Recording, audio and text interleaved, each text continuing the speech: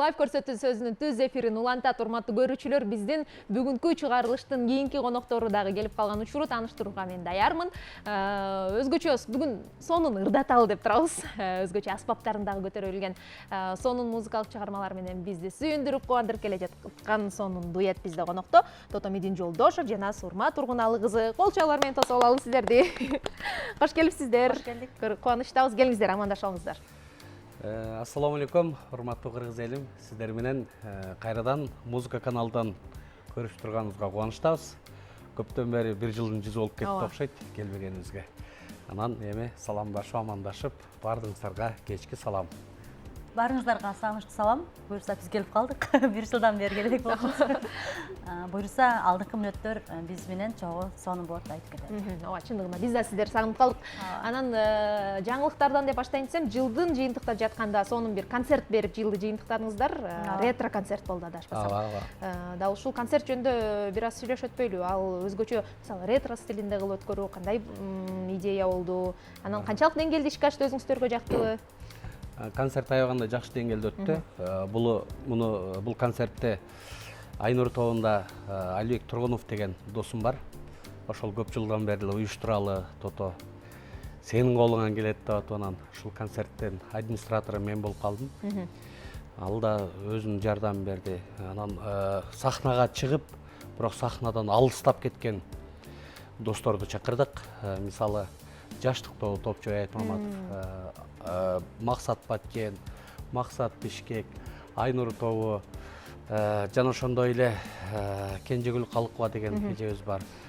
Кыргызстан плюс ушулар бардыгы, Талай Баткен тобу бардыгыбыз чогулуп сонун концерт бердик. Концертибиздин бардыгы ойдогудай болуп, эл жакшы келип, жакшы деңгээлде өттү. Эл сагынып калыптыр. Ооба, чындыгында сонун чыгармалар болуптур. Ооба. Ыраазычылык билдиребиз. Анан өзүңүздөрдүн бул дуэттерден Ошко анан кийин Бишкек Каракол деп негизи анан өзүңүздүн дуэт интервьюларыңыздан да айткансыздар, 7 областтын тең атын атап ыр чыгаралы деп. Анан кийинки дуэттер кандай өңүттө жаралып атат? Бишкек Талас деген чыгарма жазгам, Таласка. Андан кийин азыркы эң акыркырым жолоочу кыз болуп калды, бирок кайсыл жак экенин айткам жок. Жолдун тегерегинде эле экен да. Жолдун айланасында. Ооба. Ошондой идея келип ошону жаздык. Дагы көптөгөн чыгармалар жазылып атат азыр. Махабатым, дагы Керексиң, дагы чыгып аткан ырларыбыз көп. Ушул жерден Сурмайымга сөз бергим келип турат. Өзгөчө сонун сезимдерде турган учуруңуз азыр көрүүчүлөргө дагы айта кетели. Жакында эле эгиз уулду болдуңуздар. Куттуктайбыз, бешикбоңуздар бек болсун. Анан эгиз уулду болгон негизи кандай экен, ошол сезимдер менен кичине бөлүшө кетсеңиз. Чоң рахмат. Биринчиден абдан жакшы. Бул Кудайдын берген буйругу. Буюрса балдарым жакшы чоңоюп атат. Ал сезим менен буга чейин деле айтып деле келип жеткирип бүтө албайтам. Эң негизгиси ошондой мен биздеги болгон жакшылык ар бир үй-бүлөдө болсун деп тилеп келем. Ошол жылдын жыйынтыгын эгиз балдар менен жыйынтыктадым. Сонун жыйынтыктоо болуптур. Жылдын мыкты ырчысы, жылдын мыкты блогер болот сендер, жылдын мыкты эгиз энеси болдум. Аттары ким балдардын? Аттарын Илим, Билим деп атадык. Буюрса баары жакшы. Сонун илим, билимге буюрса аттарына заттары жарашкан сонун мыкты чыгаан инсандардан болсун, ден соолук каалайбыз. Анан бирок эгиз уулдар төрөгөн, жакында эле төрөгөн айымдай көрүнбөй эле чекчейлеп отуруп, кайра эле дароо ырдап эле жүрөсүз го. Эми биздин жумуш ушундай. Эмнеде? Жумуш ушундай. Биз эми кандай десем, жумуш деген жумуш. Бизди көргөн кишилер ар дайым сахнадамын, жакшы сулуу көргүсү келет. Анан өзгөчөлөр эми мурункудай арык эмесмин, бирок акырындан калыбызга келип атабыз. Буюрса баары жакшы. Сонун мотивациядагы сөздөр болду окшойт. Дайыма чекчейип жүрүш керек дегендей.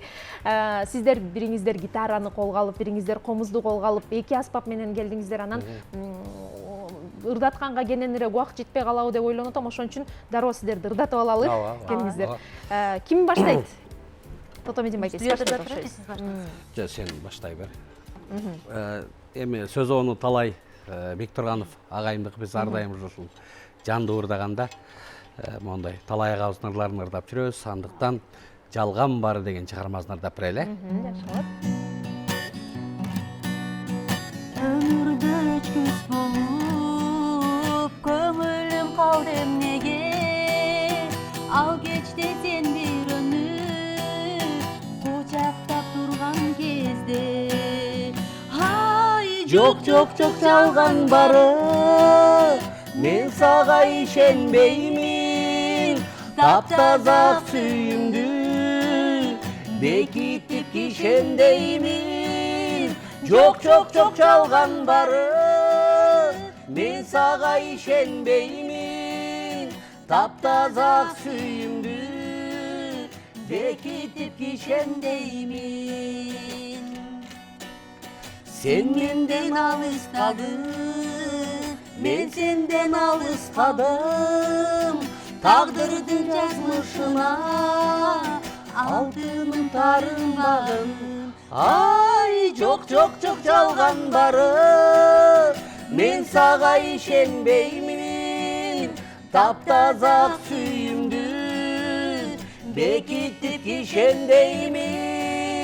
Çok çalgan barı, men sağa işenbeymin. Taptaza suyumdu, bekitip işendeymin.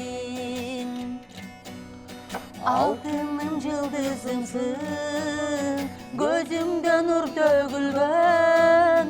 Bilip koyarman kılıp, ötörsün bu ömürden.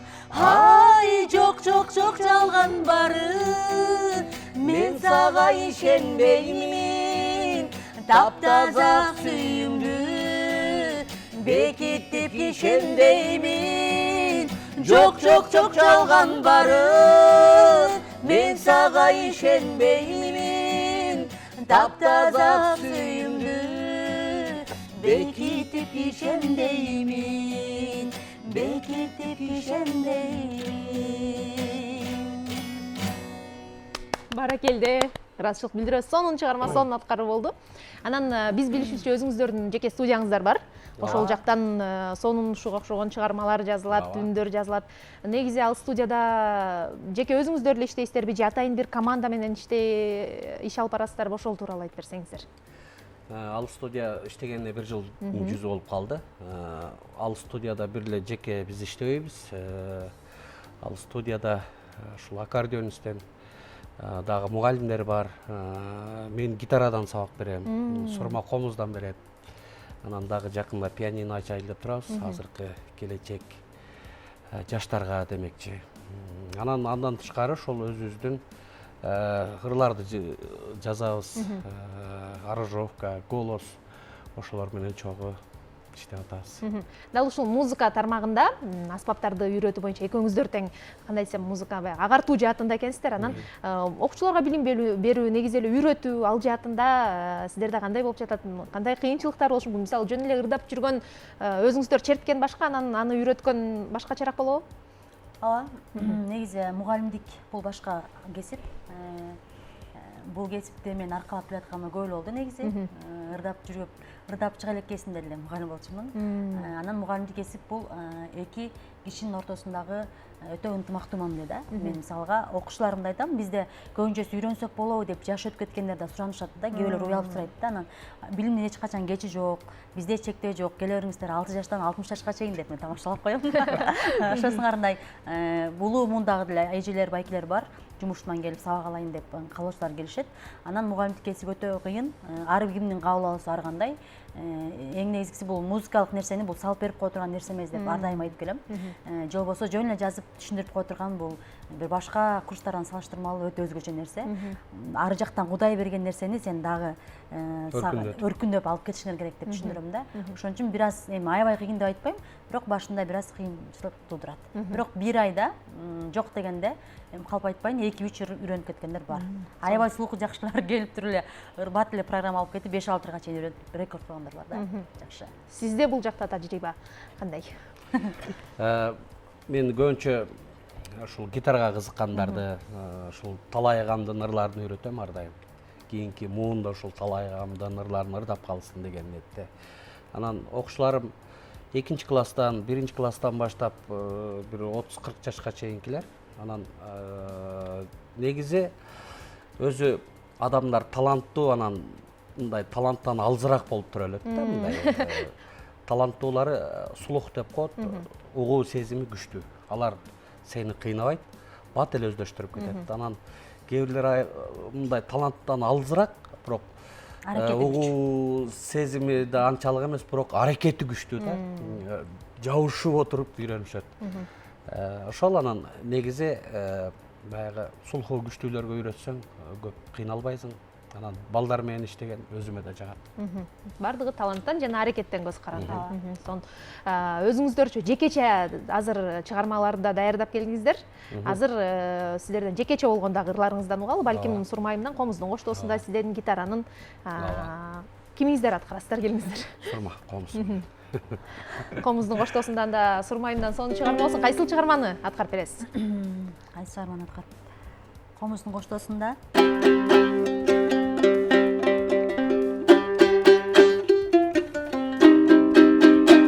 Сымык агабыздын ырларын аткарып берейин, Баратам жолдомуна деген чыгармасын.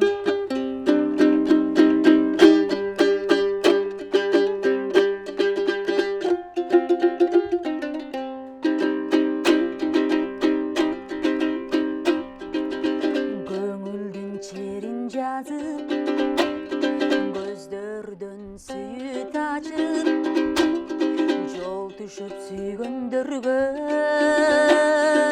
жолуккан кандай бакыт, гүл кармап колдорума, бактылуу болгонума, мен сени көрүү үчүн баратам жолдомуна,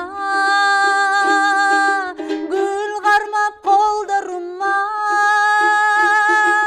бактылуу болгонума, мен сени көрүү үчүн баратам жолдомуна.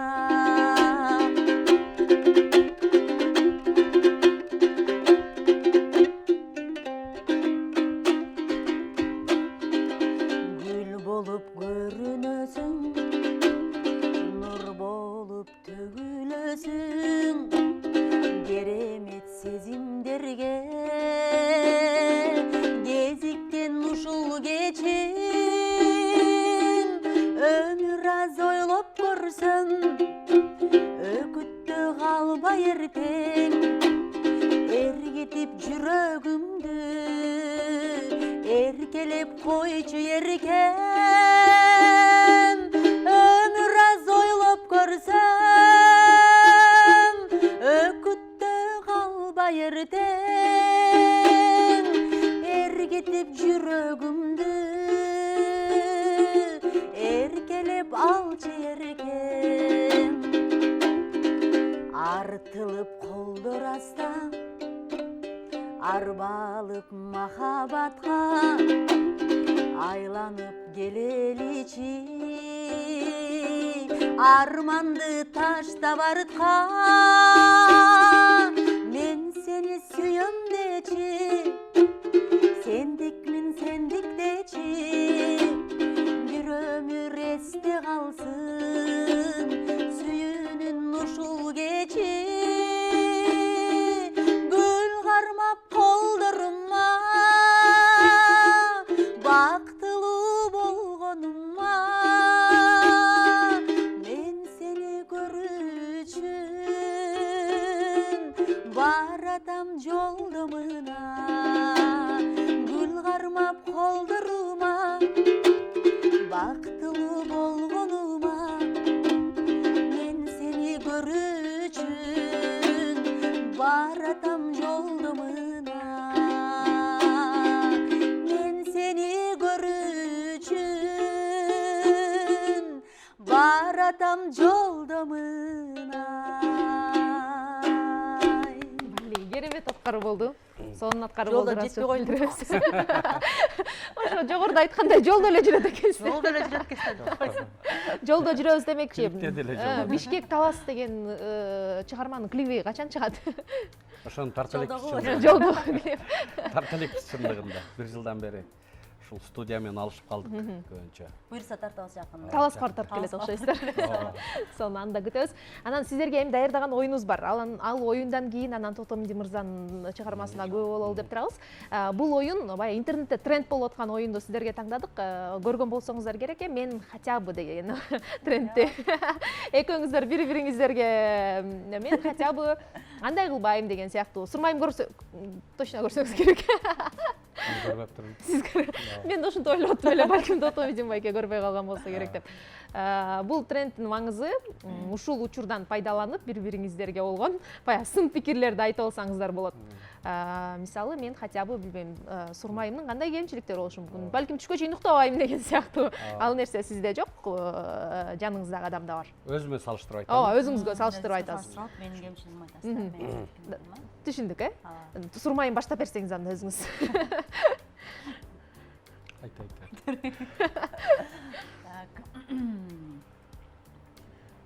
Хотя бы мен кечиккенде урушпайм. Хотя бы мен жиним келбейт. Ушундай. Сурмайымдын жини бат келет окшойт. Андай. Хотя бы мен машинени катуураак айдайм. Хотя бы мен машинаны жайраак айдайм. Ответила да экем. Хотя бы мен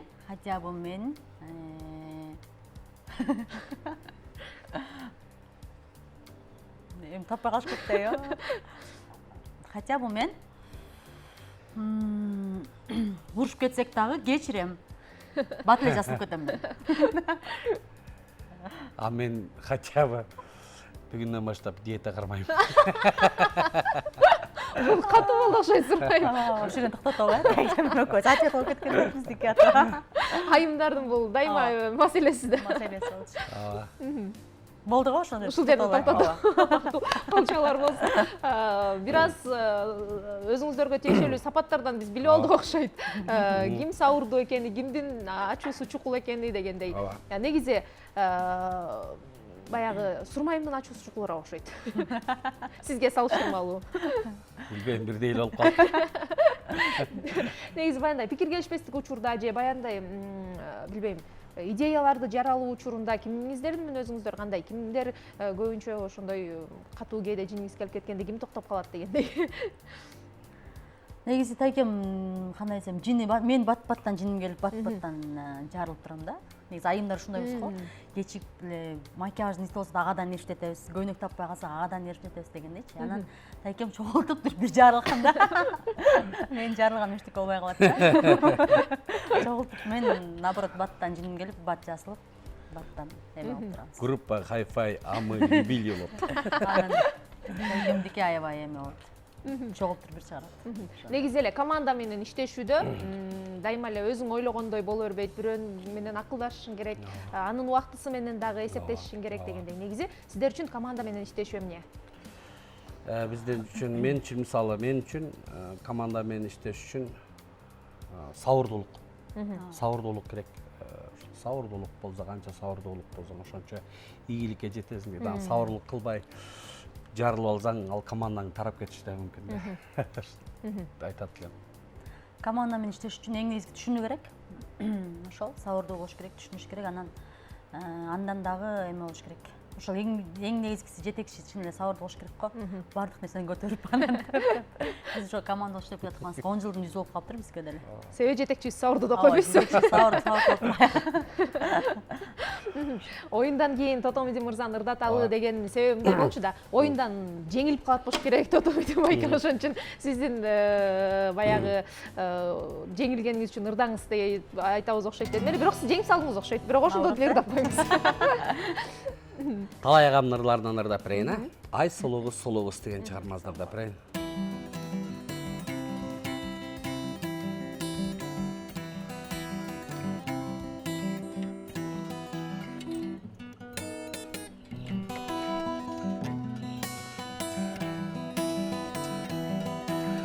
Жүзүңдөн ай сулуу кыз, боздотпочу садага.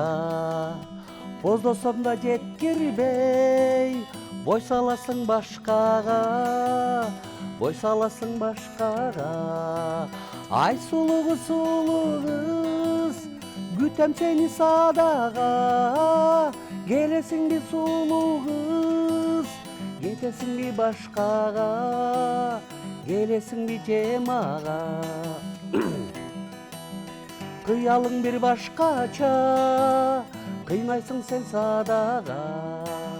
Кыйналсам да жеткирбей, кызыгасың башкага, кызыгасың башкага. Ай сулуу кыз, күтөм сени садага. Келесиңби сулуу кыз, кетесиңби башкага, келесиңби же мага. Ай сулуу кыз, күтөм сени садага. Келесиңби сулуу кыз, кетесиңби башкага, келесиңби же мага, келесиңби же мага, кетесиңби башкага. Кол чабар болсун, ыраазычылык билдиребиз. Сонун эфир куруп бергениңиздер үчүн ыраазычылык билдиребиз. Анан жыйынтыктоочу суроолордон болсун. Буюрса алдыда тартыла элек клиптер бар, чыга элек чыгармалар бар. Жалпы жонунан 2025 жылга кандай пландарыңыздар бар? Эмнелерди күтөлү, кандай сонун клиптерди, чыгармаларды күтөлү? Эми 2025 жылы Кудайым буйрса быйыл ушул ар дайым сентябрга жакын отчеттук концертибизди беребиз. Кудайым буйрса даярдыктар азыртан башталды. Анан ошол негизи ушул клиптерди көбөйтүшүбүз керек. Жаңы чыгармалар менен кайрадан элге отчетубузду беришибиз керек. Анан калганы барып боло берет го. Буюрса ошол 25 жылы биз билетти түрүнө жакшы кирели деп атабыз, карамачы кайрадан. Анан биздин ар дайым ыр кожунубузда толтура элге чыга элек ырлар бар, толтура идеялар бар дегенде ошол нерсенин баарын элге буйрса тартуулайбыз.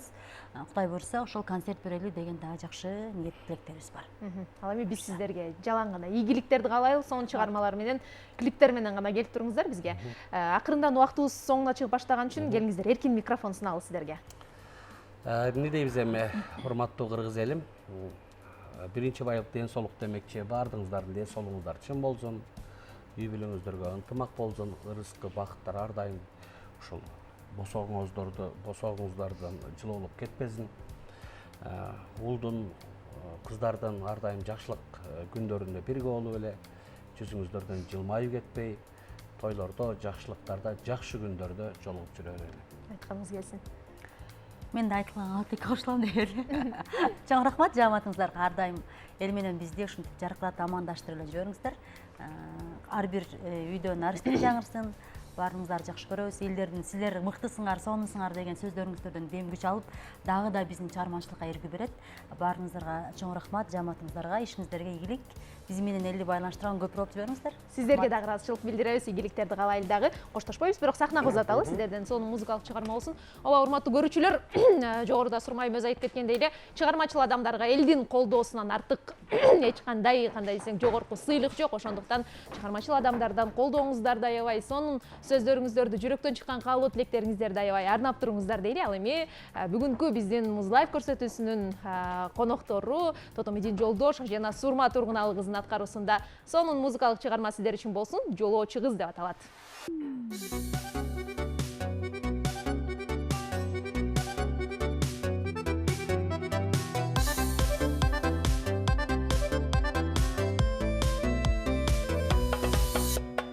Айлуутун кебелбеген, арман көп тереңдеген, жолоочу бир кыз турап, жас сулуу элеңдеген.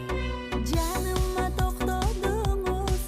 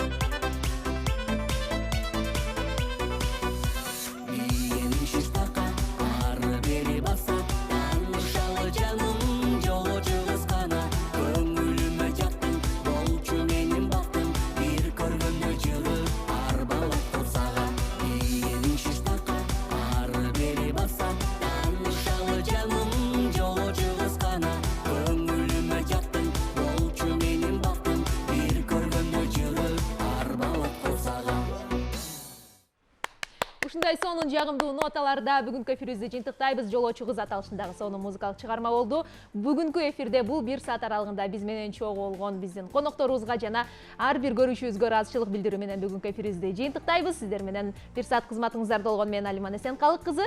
Кийинки көрүшкөнгө чейин аман болуңуздар.